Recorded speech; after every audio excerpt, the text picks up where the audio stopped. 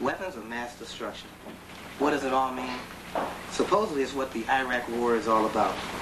So far, over 1,000 of our servicemen have died because of this. But so far, weapons haven't been found. President Bush says they were there. Colin Powell says they were there. But still no proof that they were actually there. Well, today on Park After Dark, we have someone who was there and can tell us if weapons were really there. We have on the program former United States Weapons Inspector David Kay, who was in Iraq when they were looking for those weapons.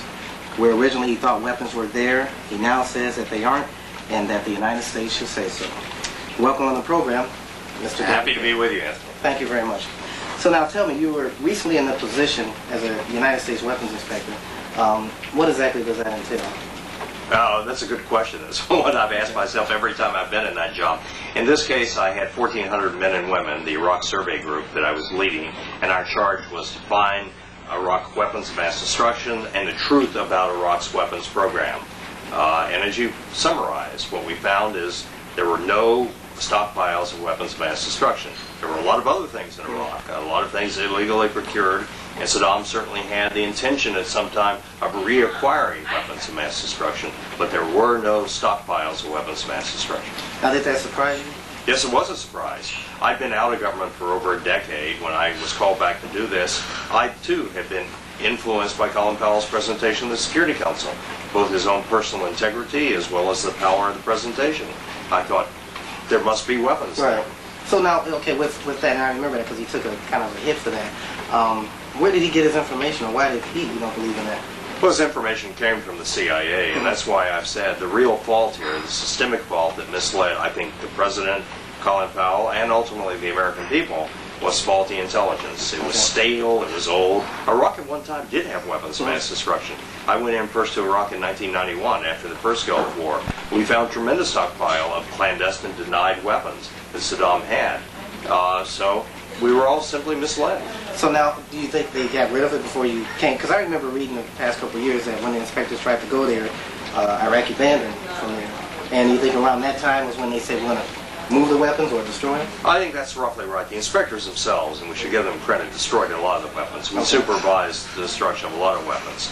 I think the Iraqis, as the inspectors became better, concluded, let's preserve our capability to produce weapons in the future, but get rid of the actual weapons. Okay.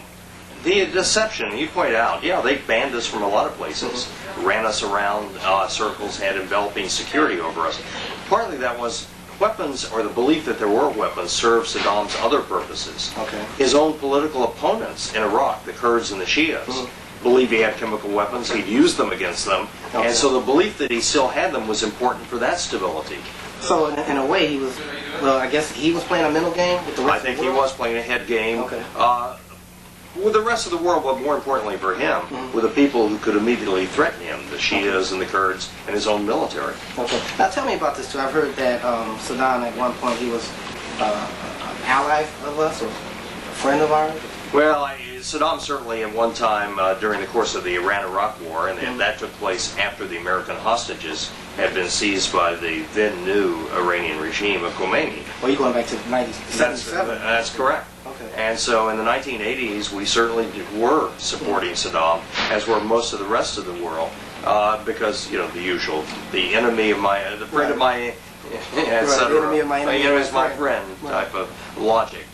And so there was a degree of support at that time. And so while you were there, when did it finally hit you that you said we can't find anything?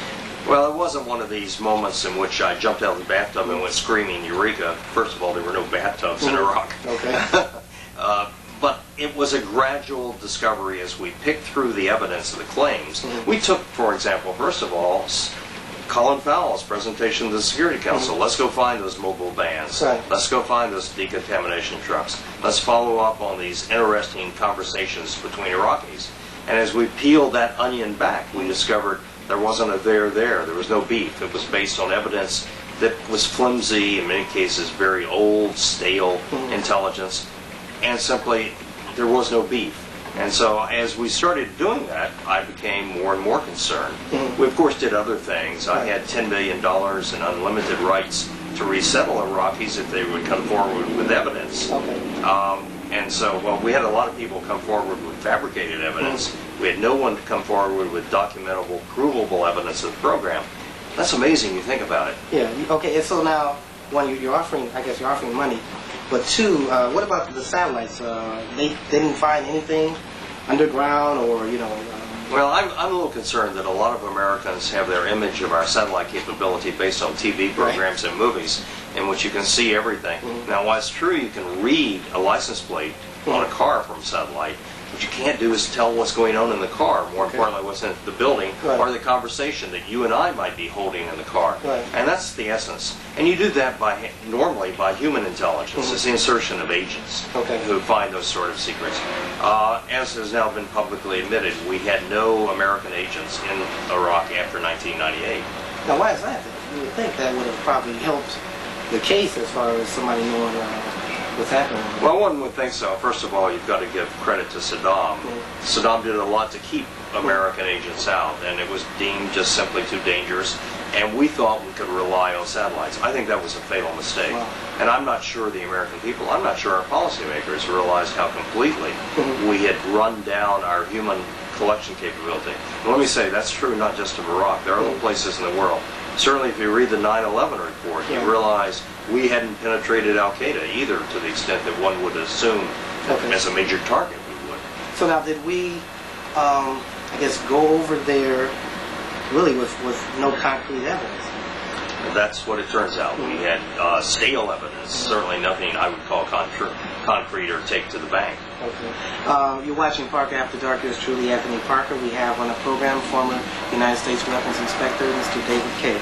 Now let's go back to 9/11 too. Now, some people think that the country is after Saddam because of 9/11.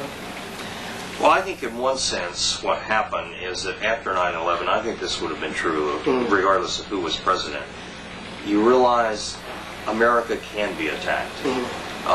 And the risk you run or willing to run for the American people, that calculus changes. Here in the case of Saddam, you had an individual who had defied UN security resolutions for 14 years, who had used weapons of mass destruction against his opponents before 1991, who had spent vast amounts of money to create weapons that we knew existed because we found them in 1991. And you had an intelligence community reporting that he still had weapons.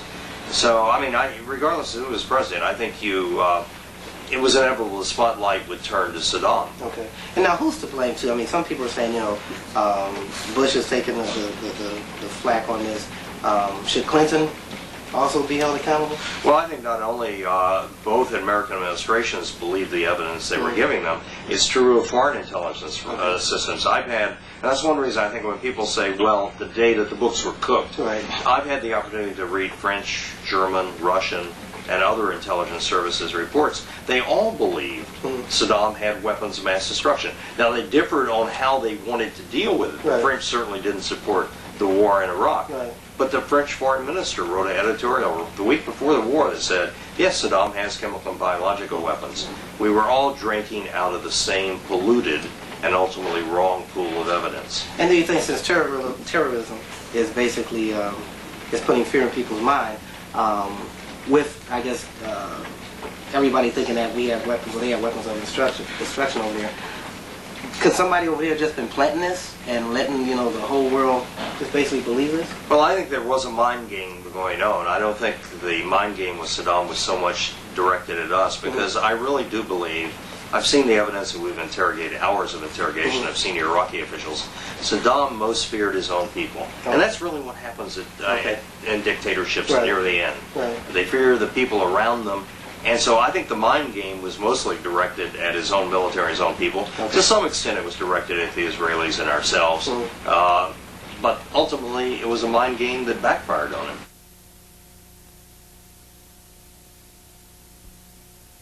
Because I read something that